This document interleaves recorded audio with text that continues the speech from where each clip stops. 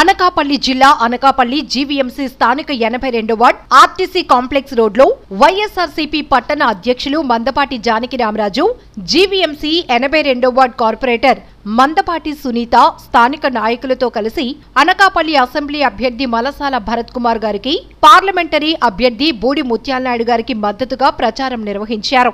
ఈ ప్రచారంలో ప్రతి ఇంటికి వెళ్లి ఎన్నికల కరపత్రాలు పంపిణీ చేసి వైఎస్ఆర్ కాంగ్రెస్ పార్టీ ప్రభుత్వం పేద మధ్యతరగతి ప్రజానీకానికి అందిస్తున్న పథకాలను, అభివృద్ధి కార్యక్రమాలను ప్రజలకు వివరించారు.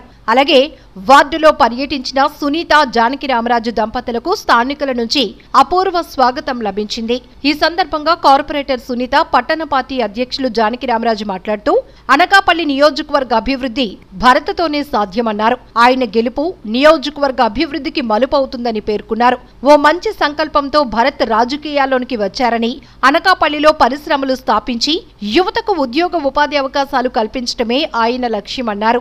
ఆయన ఆశయానికి ప్రజలు ఆశీర్వాదాలు అందివ్వాలని విజ్ఞప్తి చేశారు. గత ప్రభుత్వ పాలనకు, వైసీపీ ప్రభుత్వంలో జగనన్న అందించిన పాలనకు మధ్య వ్యత్యాసం ప్రజలైన మీకే బాగా తెలుసన్నారు. అలాగే అర్హత ఉంటే చాలు, కులం, మతం, ప్రాంతమని పార్టీ కూడా చూడకుండా అర్హులైన అందరికీ సంక్షేమ పథకాలు అందించిన ఘనత ముఖ్యమంత్రి వైఎస్ జగన్మోహన్ రెడ్డికే దక్కుతుందన్నారు. రాష్ట్రంలో మళ్లీ ఆయన ముఖ్యమంత్రి అయితేనే ప్రజలకు మరింత సంక్షేమం, సుపరిపాలన సాధ్యమవుతుందని పేర్కొన్నారు.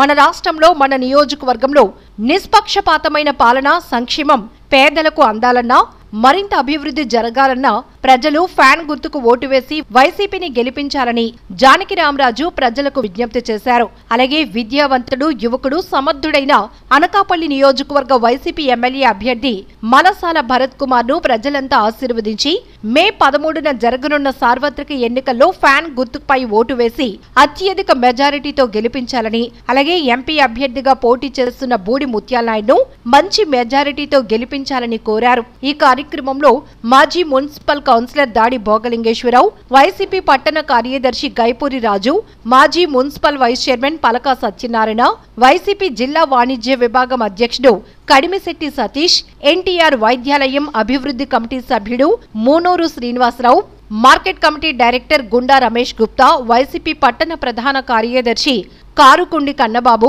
వైసీపీ జిల్లా యువజన విభాగం కార్యదర్శి కోన ఉమా, సోమాదులు హేమ, కర్రి భాస్కర్రావు, మల్లస్వామి, పొలమరశెట్టి శ్రీనివాసరావు, కాండ్రేగుల సతీష్, చింతా రామ్జీ, పేలూరి కళ్యాణ్, ఈతలపాక శివ, డొంక సత్యబాబు తదితరులు పాల్గొన్నారు. మన అనకాపల్లిలో మనం ముఖ్యంగా 82వ వార్డుని అభివృద్ధి కార్యక్రమాలు చేస్తున్నాం. ఇంకా రానున్న 2 సంవత్సరాల్లో మన గవర్నమెంట్ జగన్మోహన్ రెడ్డి గారి ఆశీస్సులతో, అమర్నాథ్ గారు గతంలో ఎలా చేసాం, ఎంపీ గారు సచివతం గారి సహకారంతో, మేరీ గారి సహకారంతో ఏ రకంగా 82వ వార్డు తీర్చిదిద్దుతున్నాము. రానున్న కాలంలో మలసాల భరత్ కుమార్ గారు, మరి ముత్యాలనాయుడు గారు, మరి మేరీ గారి సహకారంతో కూడా 82వ వార్డు అన్ని రకాలుగా తీర్చిదిద్దుకుందాం.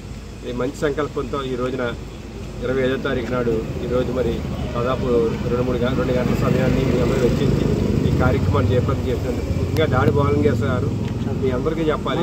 ఏ రోజు కూడా దాడి భోగలింగేశ్వర గారు ఏ రోజు కూడా ఆయన చాలా మృదు స్వభావి, ఏది కూడా వ్యక్తిగతం కాదు. ఏదైనా వీధి గురించి కానీ, సంస్థ గురించి కానీ పట్టువర్గం విక్రమార్కులాగా